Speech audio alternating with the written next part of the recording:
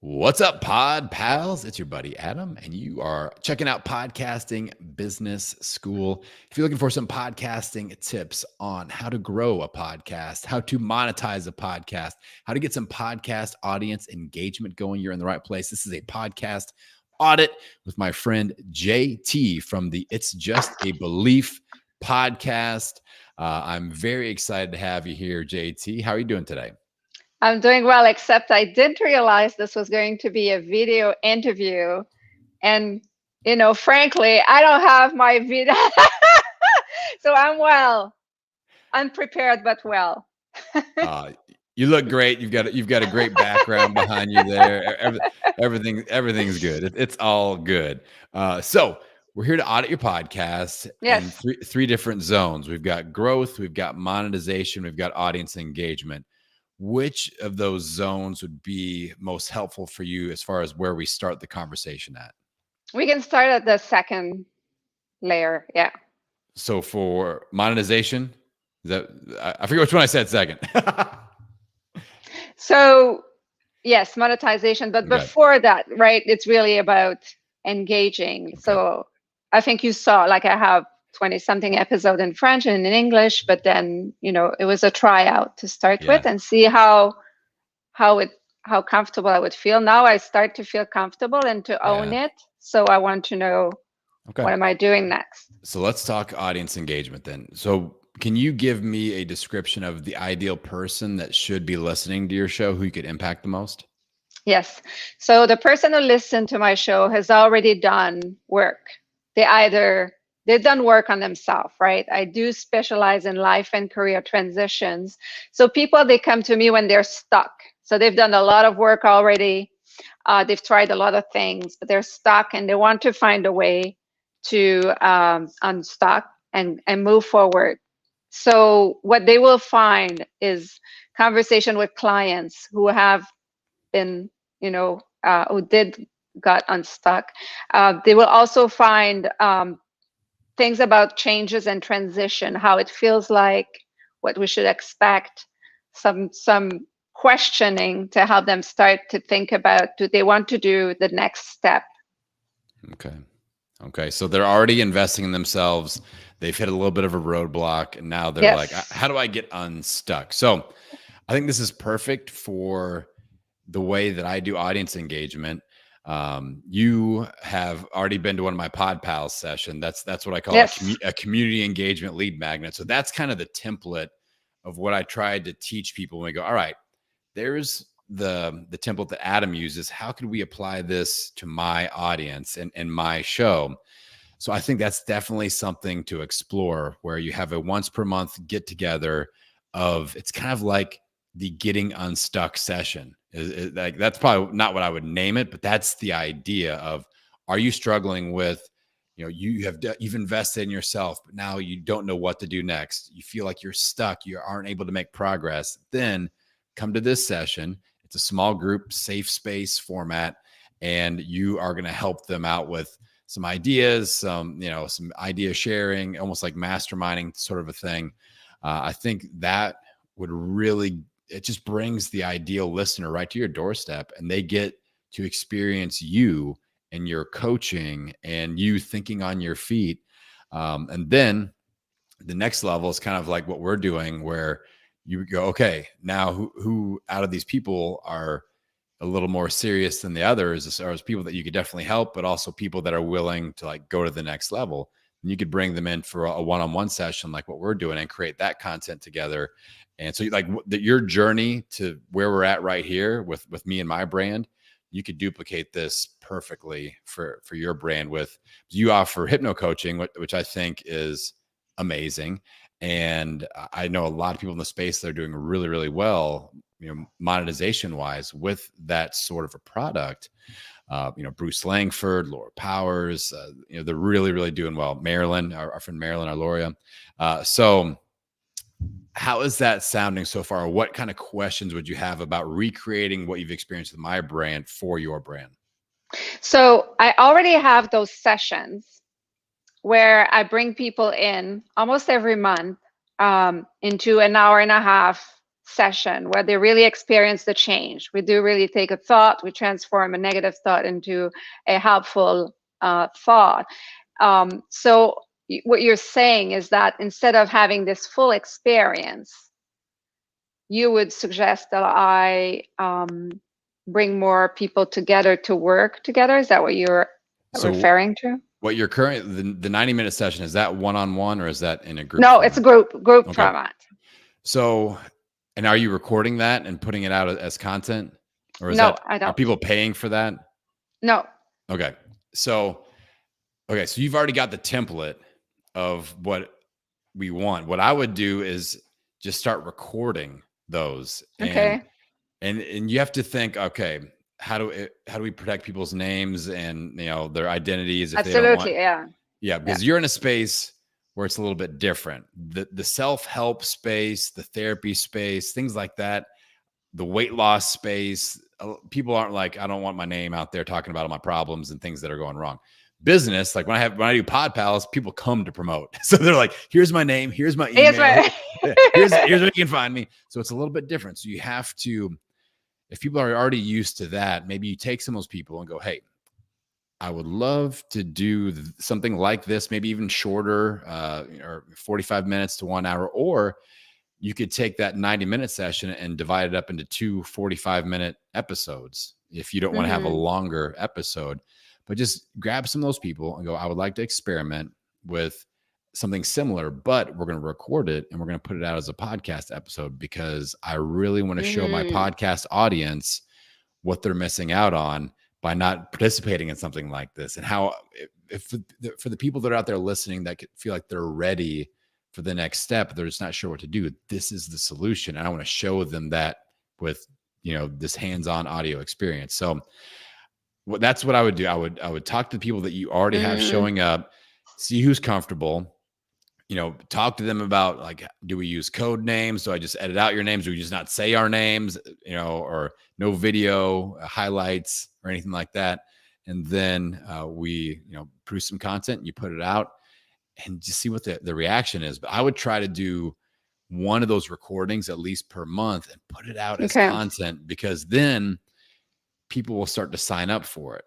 Like when people hear my episodes and they hear Pod Pals or they hear podcast audits like this, I sponsor that episode at some point by talking about how they can do this. So at the end, when we're done here today, JT, at the very end, I go, hey, if you guys want to do a podcast audit, just like JT, go to the website, blah, blah, blah. That's where you go. I never have to pay for ads for this. I never have to ask people to come and do these. I've got enough of these to go for the rest of the year and well into the next year. Like they're one a week. We're good. They just keep filling up and up and up. So that will happen with your group setting and then, I really think, and I don't know if it may be a challenge, because I know what you do, it seems like a longer process. Like, do you feel like you could do something with somebody in like 15 minutes if it was one-on-one? Is that possible? Well, yeah, if it's somebody that I already work with mostly, or if it's a very, I would say, pointed challenge. So basically clients get results that they want within 3 to 5 sessions. They meet their objective 95% of the time. So that's really how I work. But my sessions are longer and deeper because we go into deep-rooted, unwire, rewire, and we do that all in one session. So in 15 minutes, what we can do absolutely is to go and find the limiting belief. We can start to undo it, and we can do a rapid rewiring so that the person gets the experience. Although I would not guarantee in 15 minutes that the person's going to have a permanent, pervasive change, but absolutely the experience. So that's something that we could experiment with as a shorter episode with somebody that's not already a paying client. Like it's the appetizer of, because a lot of people are curious about hypnotherapy, but they aren't exactly sure what it is. So that little experience, that may be something like, I'm thinking, how do we create great content? That's always objective number one. And then number two, how do we bring people down a journey that eventually leads to people saying, hey, I want to hire JT for this service, and keeping you top of mind. Now, another idea that just popped up is you could almost do a results recap with current clients, and you have them on for like I would interview these people for 30 minutes probably, and just sit down and go, all right, this Or they do is that. okay. So that's perfect. Yeah, I already do that. I have That's lots of perfect. clients coming on the Okay. podcast, sharing their results, talking about all the changes that happen in their Yes. lives, and all, Okay. yeah, I That's got that perfect already. because that will sell your services more than anything. So I think content wise, I like a once per month group setting session. I like a few of the 15-minute quick Yeah, I like the hypnotherapy, 15. Yeah. appetizer episodes, and then keep bringing your results based content with your current clients. Amazing. And really walk people through that. The more you can just show off, like, here's how I coach people, here are the results that I get, here are the problems that I'm able to help people solve. It makes more and more sense every single time somebody's listening to your show for the first time and going, wow, listen to these people, listen to the results. I have that same problem. And it just, exposure after exposure, it starts to make more and more sense where people are like, all right, I'm ready to invest in this. And of course they're coming to you because you're the person that's in their earbuds every week and talking. So I think those steps are going to be the key to your community engagement, and showing your community that you want to create content with them, that you want to help with them, and you want to prove to them that you know what you're doing, and that you can't argue with results. So how's that all sounding so far? It sounds great. And the fantastic thing behind that is my clients do have 95%. They do meet their objective, exceed their objective. It happens all the time, day after day, week after week. So I do have a lot of clients and content to showcase it. Absolutely. Okay. Now, I wouldn't call it a red flag, but one thing that popped up once I figured out what it is you do, and now that I know how you do it, the name of the show, I feel like it doesn't necessarily tell me exactly those things, like, okay, but there are some workarounds, because I know every time I do one of these podcast audits and people listen to these every Friday, they're like, Adam's going to tell everybody to change the name of their show. That's like a running joke now with all my podcasts. He's go on. He's going to tell you what to change your show name to. Now, I don't think we necessarily need to change the name of your show, but what we could do is what I call an extended title in your podcast host. So where do you host your show at? Is it in like Libsyn? Oh, everywhere.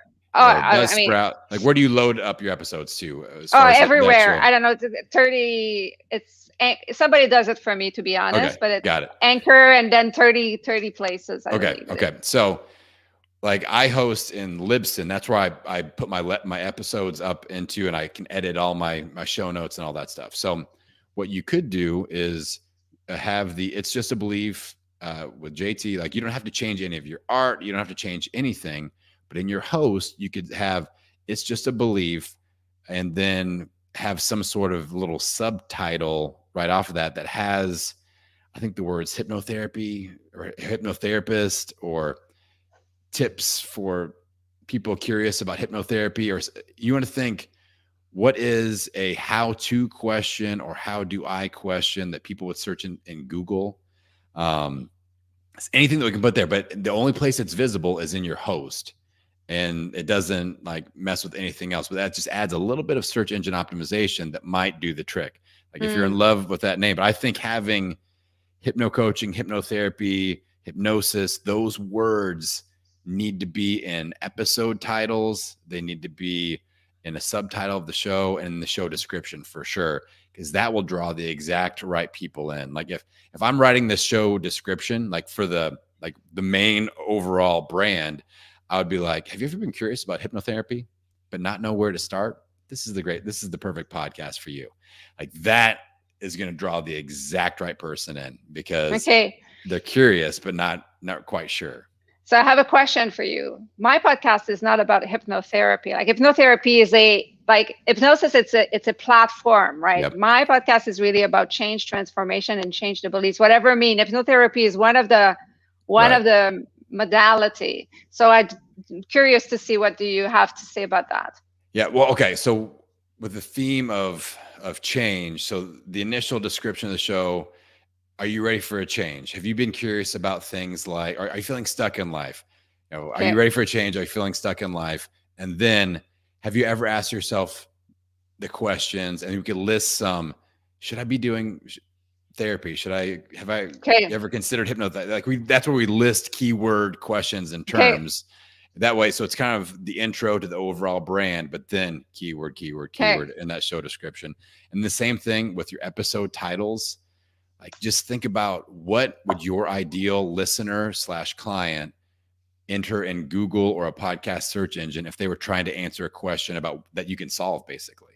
Okay, I like that. And you think like, okay, how can I put that in the actual episode title itself or some of those words? So for search engine optimization, the podcast name is important, the podcast description is important, and the podcast episode titles are all searchable in Google. So if you would change the title, I'm not against changing the title, really. I liked it to start with because this is really where my mind was at to start with. But if you were going to change it, what would you change it for? We want to cover the overall concept, but if we could also tie in some besides like hypnotherapy, what other key word or words would you say are really important or searchable that somebody might enter in a search engine? I think transformation. They're really entrepreneurs. Well, in a certain way, my clients are really executive entrepreneurs and professionals, right, that are going through life and career transition. That's the main, and then I have lots of people with anxiety and stuff like that. But so yeah, I'm curious because this is why I took that belief story, because at the end of the day, this is what I ultimately do. Is we go to the beliefs and we see that they're just beliefs. That's what they are, right? Ultimately, they're not a reality. They're just a belief, and they're real until you want them to be real. And then if you want to change them, I can absolutely help you, bring you there and change it. So that's really what I do. That's the essence of what I do. So what you just said there, to me, that is the podcast show description, not the title. See what I'm saying? Like that blurb that you just said, that's a perfect podcast. Like that's the ideal journey of your listener that you just described. Yes. So the title is the fishing lure that just draws the exact right people in. So I like the word unstuck, like getting unstuck, how to blah, blah, blah, blah, blah. Or ready for change. I'm sure like we have to make sure there aren't a million other podcasts. The unstuck entrepreneur or, something like that. And then with a little subtitle, facilitating change through blah, blah, blah, blah, hypnotherapy in this, like three things, hypnotherapy, beliefs, rewiring, and blah, blah, blah. So it has kind of like the core 2-3 words, and then the short little 5-word description with a few keywords in there. That's but ready for change, getting unstuck, breaking through roadblocks, anything like that. Okay. I like that because it tells me, all right, this is what this show is about. So it's just something to consider. And again, we could just, put play that with in. It, yeah. And if you do decide to rebrand it, I don't want to kind of leave you hanging on this. It's very simple. You go into your whoever's loading up your shows, you just create a new podcast art image, and then they swap that out and they switch the text, and that's all you have to do. Yeah, I'm sure. Yeah. It's not like a relaunch or anything like that. Now, I would do at least one episode before you change it just to explain to people. Yeah. Yeah. Absolutely. And I've done this with every single show I've launched. I've rebranded every single, because it's like, and you're in that perfect zone, JT. You're 20 plus episodes deep. Usually it's between like episode 30 and 50. About that you've been going for about 6 months, and between 6 to 12 months of your podcasting journey, people start going, you know what? I feel like I've learned more about who I'm trying to impact and their pain points. And I feel like if I just made this little 5% degree shift with the title, I'd feel better about it. It'd be attracting the right people. So that's usually when people go for it. Yeah. I think there's a soul searching, right? When you start, you launch, you do it. For me, it was like, I'm 75% ready, I'm going, and I went and I did it. And I do it in both languages. So there's also that So cool. reality, right? That you have to, it's the same episode, but it's not the same episode. So, but now I really feel like I want to leverage this, because what I realize the most is clients, either existing clients or new clients, when they come to me, we already have a common language. We already have something, and they say, oh yeah, in that episode there was this thing, and I listened to that episode, and it made me think of, and we already have kind of a platform, a common language to work together. So I really love, and it's so much fun to do a podcast. I love it. Yeah. So I think you've got the ingredients here for a really cool, like, experiential show that really connected, because you are like, absolutely, they've gone to the next level. Then you're their hero. Like, you're a super fan, and they will tell everybody they know about you. Like, you heard about me through another person that listens to my show. Like, exactly. That's how this works. So, okay. I feel really good about this. I wanted to pinpoint a few action steps that I think are important. So you heard me talk about my podcast, my podcasting success timeline. All right. So I want to kind of identify where I think you're at right now, which is the second phase, which I call the post-launch frustration zone, where people are usually feeling like, I'd like a little more downloads, a little more growth. They start to feel the pressure of weekly content sometimes, or like, okay, this is a little more work than I thought it was. But they're looking for adjustments and or rebranding, basically what we just talked about. So you have some of these symptoms that are very common for this zone. So as far as action steps for progressing to the next phase, which I feel like you are 100% ready for, the first thing is like really getting organized with your podcast marketing, knowing, here are the platforms that my audience really engages with me at. Here are a couple experimental platforms that maybe I should be looking at, but you're very organized with, okay, my episode comes out on this day. On that day, here are the assets that are going out. It's the video or it's the post. And then day 2, it's this or that, and really having that organized. So how do you feel like where you're at on that? I am doing that already. Good. So, but newsletters, LinkedIn, Facebook, Instagram, mainly. I have a YouTube channel, but I have not used it as much. I think this is what I want to use it for. But what I find is that the engagement, like my other postings, give me far more better results than my posting about my podcast so far. So if I post on LinkedIn, let's say I post something Sunday, I had 4,000 views, 25 people commenting. And then when I do it for my podcast, then I get 1 or 2 thing, maybe 300, 500 views. So that's where I see the difference. Okay. So the key then is we have to take that post out of promotion mode and into problem identification and problem solution mode. So I want to challenge you, for any time you are promoting an episode, ask a question that the very first line of text, or if you're putting a video out, the first thing that comes out of your mouth is the main question that episode will help solve. So Brendon Burchard calls this the "Have you ever" question. Have you ever felt like blah, blah, blah, blah, blah? Mm-hmm. Well, in this episode, I have 5 tips to blah, blah, blah. Check out episode da, da, da.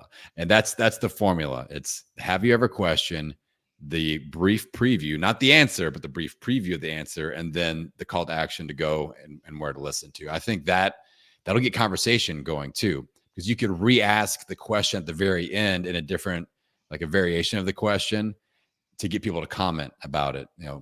For those of you out there, have you ever dealt with this? Let me know what you did. I do that, and I find, and I don't do it as much, but I do it a bit. But I find that there's less traction about it, and it's probably the whole thing together, right? Being less, and like once people are more engaged, I love the experience. So I think if the podcast is a lot more experiential, just like you just described, most likely the posting will also attract more engagement. I would think so. What do you think? Yeah. Now, Are you doing any video clips on Yes. LinkedIn? Okay, cool. Because I know that helps. And then like right now we're live on LinkedIn. So hello everybody on LinkedIn. Oh yeah, we are. Oh Yeah. my God. This is gonna be the video I'm not gonna look at for. I'm gonna listen to it, but not look at, because I had, we're all real people, right? I had a shitty morning. Like we all have real lives besides helping people, right? And I had a most shitty morning I had in a long time. So I look like shit and I feel like shit. But sorry about the 4-letter words, but like they say, excuse my French, but we're we're we're on LinkedIn on top of it. That's the surprise. Well, you know what? That's what it is. It's all good. But like that's something that you could be doing is leveraging, like if your audience is really engaging on LinkedIn, you could do LinkedIn lives and things like that. So I think the more that, and you're only 20 episodes deep, so your brand, people that are following your brand, it's a newer thing still. Like they're like, okay, they're finding their way. But what you'll find is that people who find you through your podcast, that's like the tip of the spear. That's where they find your brand. They will start finding you on social media, and they will be the ones that are dropping all sorts of comments and likes and shares. So it may not necessarily be the people that started as LinkedIn followers, but the people that follow you on LinkedIn because of the show. Those are your super fans that'll start chatting it up. So I feel like that will build and it'll rise up. Does that make sense? It does. I like that. Outstanding. All right, cool. Well, I want to make sure that we get an opportunity to promote your show because obviously that we're here. We want to do that as well. So if people want to check out your stuff, JT, like what's your website? Obviously, your handles on LinkedIn and Instagram and things like that. Let's promote you a little bit. Okay, so my website is hypnocoach.ca. hypnocoach.ca. It's quite simple. My email, jt@hypnocoach.ca. So jt@hypnocoach.ca. What I do basically is I do help people, entrepreneur, executive, professional, get unstuck without years, months of therapy. If you already done the work, if you already know you've tried things and you feel you've advanced, it's going much better, but it's still something you can't put your finger on that's not there. And if you stand in the way of your business for your procrastination, anxiety, fears, this is my specialty, is to help people unblock. And they do unblock and move forward and very happy and free. So outstanding. Well, we will link that up in the notes here and make sure we can get people connected to JT, the Hypno Coach. I love the way you say hypno as well. It's very I love it. I love it. And you never have to excuse your French because you speak very, very beautiful French. So, so JT, I appreciate you. I've got a bunch of notes that I'll be sending you here in addition to what we discussed today. I can never cover it all. I've got too many things to say for everybody that comes on the show. So I appreciate you. And for all of you that are out there listening and or watching, if you want to do a podcast audit, just like the world famous hypno coach JT, then hop on over to the website, www.podcastingbusiness.school. And with that, JT and I are going to sign off and wish you all health, happiness, and many downloads. We will see you